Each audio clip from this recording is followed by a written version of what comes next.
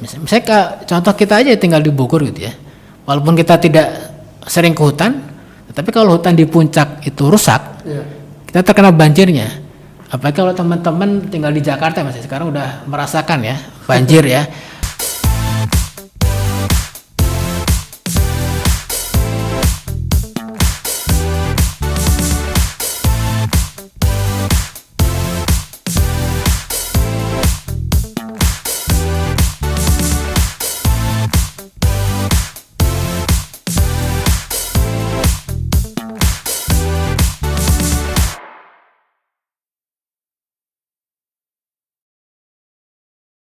Nah, kalau Mas Andri ini nih, apa sih esensinya dari perhutanan sosial, Mas, buat masyarakat gitu loh? Dan pesannya apa nih buat anak muda semuanya? Jadi kalau tadi kita bicara panjang lebar sejarah tadi, mengapa ada slogan hutan untuk rakyat sejak tahun 78? Kan ada kesadaran bahwa pengolahan hutan selama itu belum menghasilkan kesejahteraan buat masyarakat sekitar hutan ya.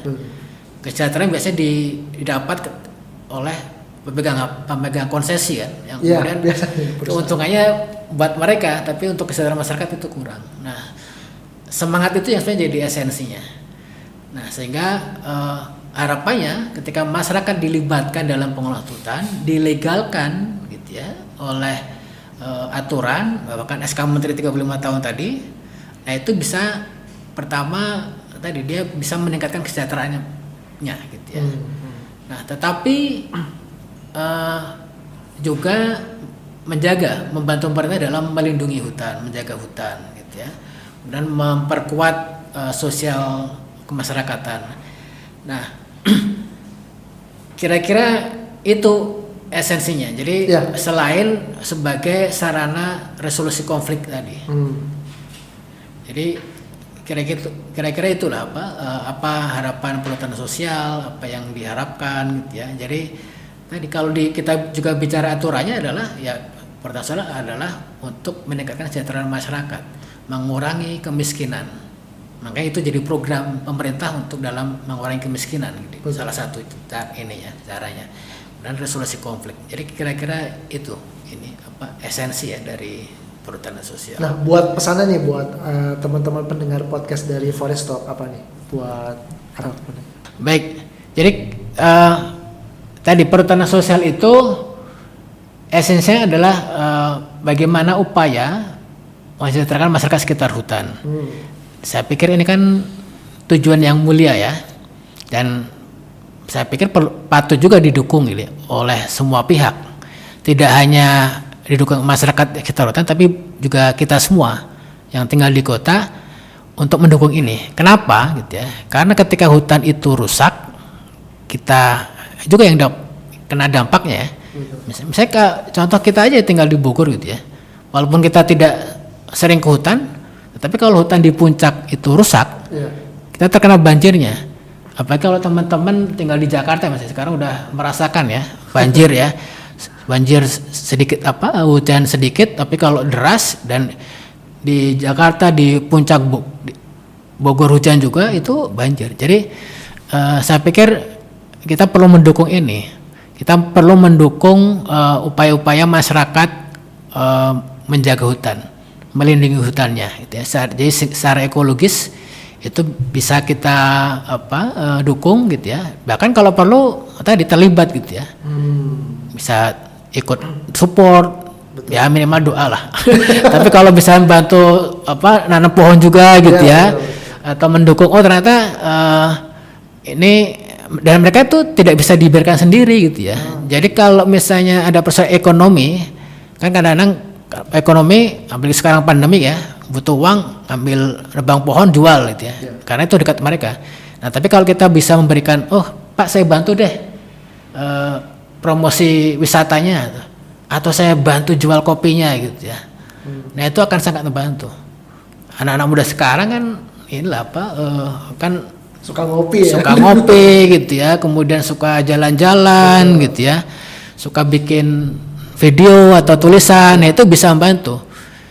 Kalau perlu kita datang ke sana kan, melihat langsung, betul ya gitu ya. Kemudian dibantu tuh, dipromosikan wisatanya, kopinya gitu ya. Kemudian bagaimana mereka menjaga hutan gitu ya. Jadi jangan menyalahkan, wah ini Jakarta banjir gara-gara Bogor nih. Yeah. Nah, tapi kita harus juga gitu ya berperan. Dan saya pikir ini ya, catatan lain adalah masyarakat pelaku perhutanan sosial itu, baik hutan adat, AKM, hutan desa, HTR, kemitraan hutan itu perlu didukung karena mereka punya rencana tetapi juga punya keterbatasan. Ya itu yang kita perlu dukung tuh. Betul. Gitu ya. Jadi kalau misalnya rencana teman-teman di puncak misalnya, oke saya mau nanam 1000 pohon.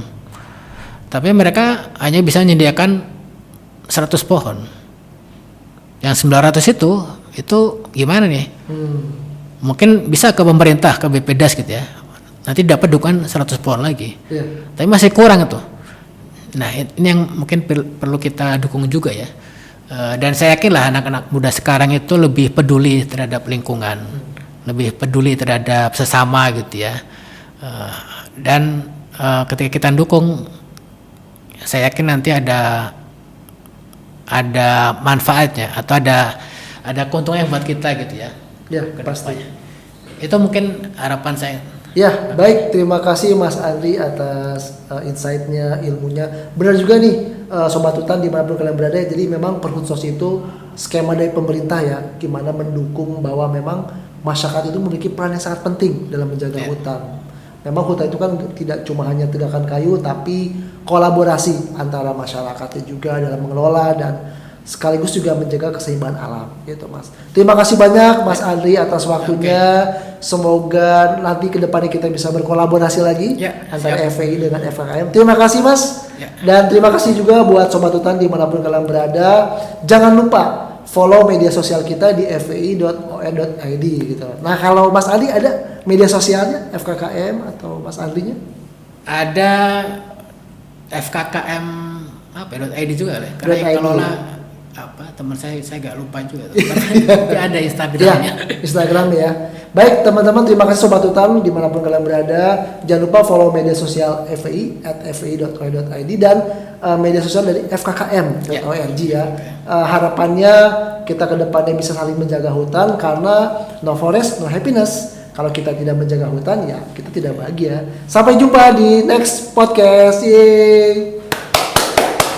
Salam lima jari. Salam lima jari.